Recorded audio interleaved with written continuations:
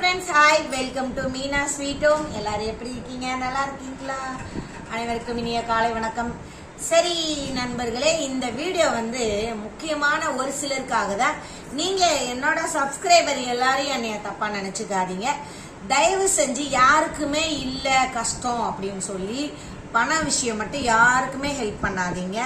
கூட பிறந்தவங்களா இருந்தாலும் பரவாயில்ல, நமக்கு பக்கத்துல இருக்கிறவங்களா இருந்தாலும் பரவாயில்ல, ரொம்ப நண்பரா இருந்தாலும் பரவாயில்ல, தோழனா இருந்தாலும் தோழியா இருந்தாலும் வேண்டவே வேண்டாம் தயவு செஞ்சு. ஏன்னு கேளுங்க, வாங்கும் போது எங்களுக்கு இந்த கஷ்டம்பா, வாங்கி கொடுப்பா, எவ்வளோ வட்டினாலும் பரவாயில்லப்பா அப்படி சொல்றாங்க. ஆனா அதை கொடுக்கும்போது நம்ம கொடுக்கும்போது என்ன பண்றாங்க தெரியுமா? நம்மளை பார்க்கும்போது கரெக்டா வட்டிக்கு வாங்குறது, வட்டிக்கு வாங்கி கொடுத்ததை நம்ம பார்க்கும்போது இங்க பாருங்களேன் ஒரு லுக்கு. பணம் வாங்கி கொடுத்துருக்கிறது நம்ம மாட்டிக்கிட்டு நடுவில் முழிப்போம். ஆனா அவங்க நமக்கு காட்டுற சைகை தெனாவட்டு. இதெல்லாம் தப்பு இல்ல? எல்லாரும் யோசிங்க. தயவு செஞ்சு பண விஷயம் மட்டும் யாருக்கும் ஹெல்ப் பண்ணாதீங்க. ரீசெண்டா ஒரு 5 மாசத்துக்கு முன்னாடி நான் ஒரு லேடிக்கு வாங்கி கொடுத்தேன். எனக்கு அது பேர் சொல்லவே பிடிக்கல. நான் நிறைய பேருக்கு ஹெல்ப் பண்ணியிருக்கேன்.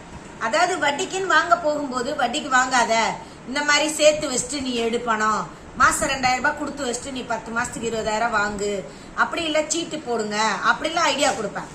ஆனா என்ன இதுல இதை நம்புனேன்னு எனக்கே தெரியல. 5 மாசம் ஆச்சு, சாரி ஒரு 6 மாசம் தான். இப்பதான் பார்த்தேன்.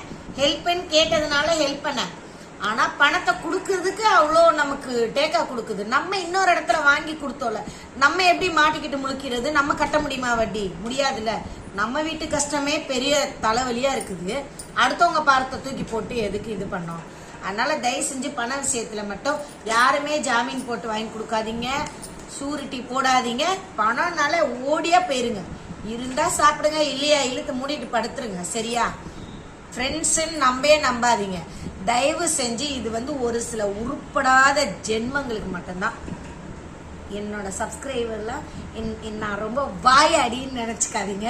வாய் நல்லா பேசுவேன், ஆனா வேலையில கரெக்டா இருப்பேன். பண விஷயம் நானும் யார்கிட்டயும் வச்சுக்க மாட்டேன். அவங்க கிட்ட இருந்து யாரையும் ஏமாற்றவும் மாட்டேன்.